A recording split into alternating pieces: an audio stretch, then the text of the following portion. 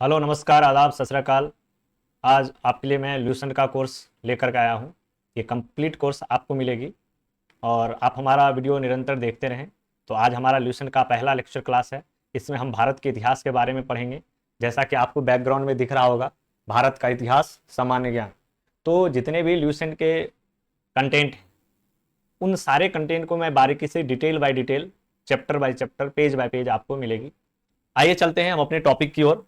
जो हमारा टॉपिक है वो है भारत का इतिहास। तो हम इन मानचित्र के आधार से डायरेक्शन के बारे में देखेंगे। इधर हमारा ईस्ट है, इधर हमारा वेस्ट है, इधर नॉर्थ और इधर साउथ। ये जो श्रीलंका है, श्रीलंका की तरफ साउथ का पोर्शन है। हम अपने भारत के इतिहास के बारे में जानेंगे। हमारा जो भारत है उसके उत्तर में हिमालय है और दक्षिण में समुद्र है। तो यहां तक हमारा भारत फैला हुआ है और इस उपमहाद्वीप को हम लोग क्या कहते हैं? भारतवर्ष कहते हैं। और पहले से ज्ञात है, पहले से पता है।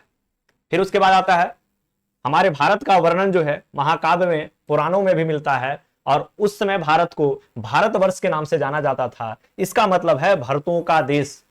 और यहाँ के जो निवासी थे, मतलब हमारा जो प्यारा भारत है, इस प्यारा भारत के जो निवासी हैं उसको भारतीय कहा जाता था। इसका मतलब होता है भरत की संतान। तो जो भारत में रहने वाले लोग हैं उसे भरत की संतान कहा जाता था।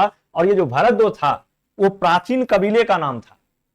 ये एक कबीले का नाम था जिसके नाम से भारत का नाम पड़ा। कहता है कि प्राचीन भारतीय, जो पहले वाले भारतीय थे, वो अपने देश भारत को जम्बू द्वीप के नाम से जानते थे। जम्बू द्वीप का मतलब होता है जम्बू, जम्बू का मतलब होता है जामुन, जामुन का पेड़। तो जो हमारा भारत है यहाँ पर बहुत ज्यादा मात्रा में जामुन का पेड़ हुआ करता था, इसलिए भारत को जम्बू द्वीप के नाम से जाना जाता था। तो प्राचीन ईरानी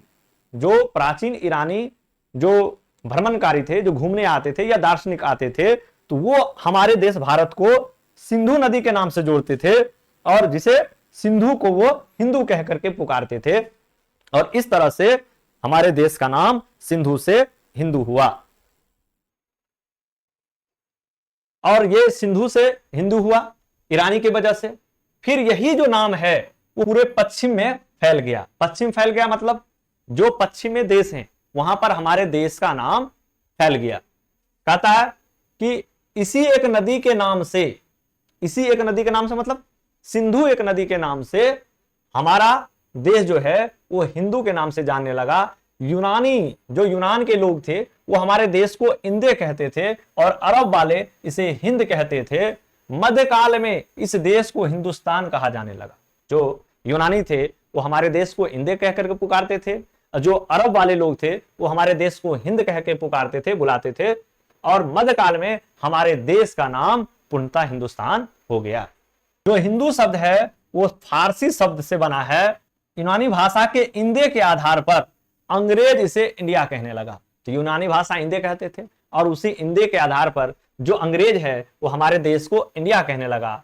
और विंध्य की पर्वत श्रृंखला देश को उत्तर और दक्षिण को दो भागों में बांटती है। तो जो हमारा देश भारत है, तो भारत की इधर उत्तर और इधर दक्षिण है।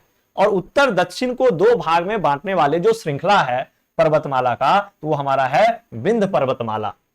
कहता है उत्तर में इंडो यूरोपीय परिवार की भाषाएं बोलने वाले की और दक्षिण में द्रविड़ परिवार की भाषाएं बोलने वालों का बहुमत है।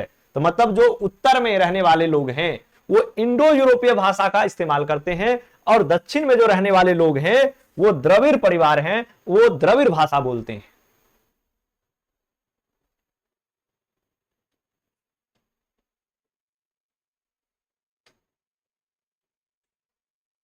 अब नोट देखें, भारत की जनसंख्या का निर्माण जिन प्रमुख नस्लों के लोगों के मिश्रण से हुआ है वो इस प्रकार है।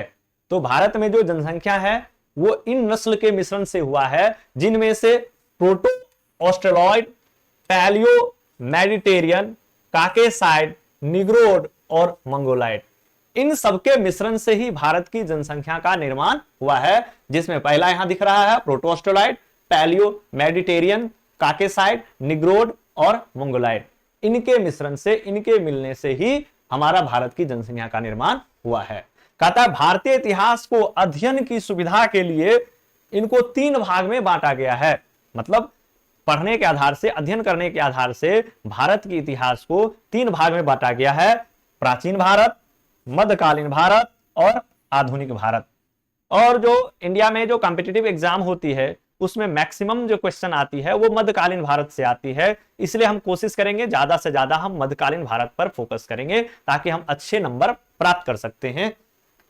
नोट, सबसे पहले इतिहास को 3 भागों में बांटने का श्रेय जर्मन इतिहासकार क्रिस्टोफ सेलियस को दिया जाता है, जो 1638 से 1707 के बीच में इन्होंने भारतीय इतिहास को 3 भागों में बांटा था। पहला प्राचीन भारत, दूसरा मध्यकालीन भारत और आखिरी आधुनिक भारत।